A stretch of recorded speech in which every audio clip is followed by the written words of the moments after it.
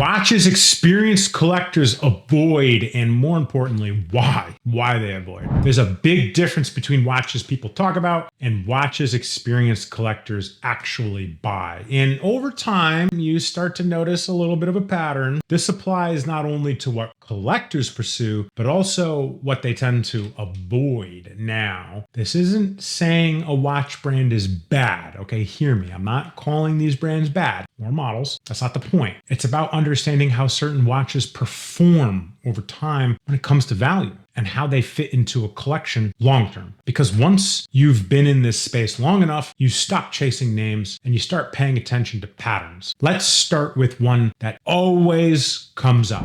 Hublot. Hublot makes a bold watch, no question. I've owned them personally and sold them personally. Strong design, very recognizable, but from a collection or collector's standpoint, it's one of those brands that doesn't hold attention or value long term. A lot of people buy it early on, including myself, and then move out of it as their taste changes. And that's something we've seen consistently is taste changing. Next, Panerai. Fun fact, was once an Italian brand, or started as Italian. Panerai had a moment where it was everywhere. It really did. Strong identity, large case, big crystal, very specific, unique look. But over time, that same identity almost gave it a glass ceiling and limited the brand. It's not a watch that fits into every situation. And because of that, a lot of collectors eventually move on from it. Now, on the other hand, Breitling has a long history and a strong aviation background. But the challenge here is consistency. There are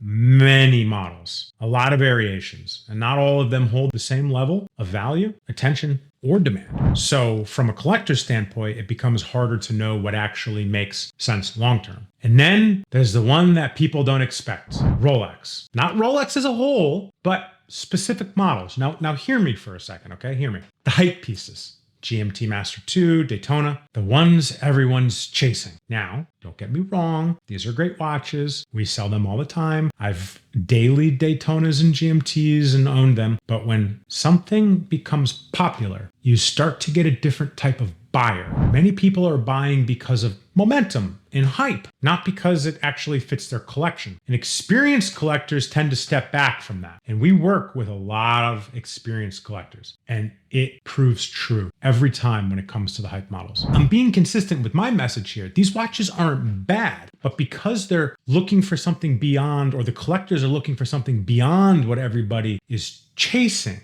is the difference. From what we see day to day, the watches stay in collections long term, and it's not these that we're talking about. They are usually the watches that stay in collections long term that people choose intentionally, not the ones they felt like they had to buy because of hype. So when you look at what experienced collectors avoid, it's not about brands, it's about patterns. Watches that don't hold attention, watches that don't fit long term, or watches that are driven by hype or hype decisions. That's usually what gets filtered out over time. If you're building a collection right now, that's something worth thinking about, because the goal isn't just to buy a watch, it's to build something that actually makes sense long term over time. And if you want a second opinion on what fits into your collection or what makes sense based on the way the market is moving, we're always happy to help. Details are in the description below. Shoot us an email. Let me know what you think. Are there any watches you've moved on from over time? Do you agree with what I said? Do you disagree with what I said? My name is Chris, and I'll catch you next time. Peace.